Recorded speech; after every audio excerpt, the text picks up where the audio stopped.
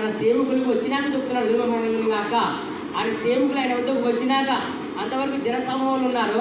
జన సమూహం తర్వాత సేవకులు ఆయన 12 శిష్యులు ఆయనకు వచ్చారు. అంటే యేసు ప్రభు అదయ్యా కొండ ఎక్కి మీరు వెంబడిస్తున్నారే యేసుని. యేసు అని ఆయన గొప్ప ప్రసంగం చేస్తున్నాడు.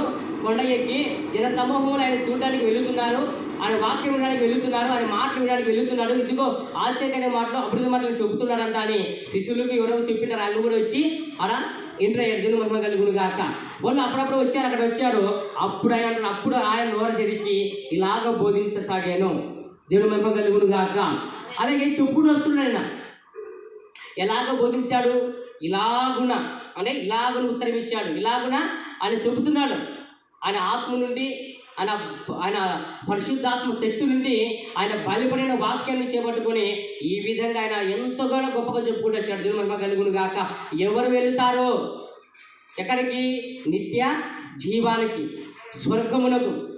మనం బాప్తిసం తీసుకున్నాము, రక్షణ పొందినాము, మారుమనసు కలిగి ఉన్నాము, సంతోషమే, ఆనందమే.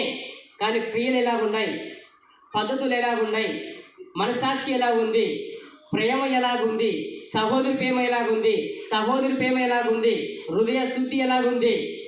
హల్లెలూయా. బయటికి బాగానే ఉంది కానీ హృదయంలో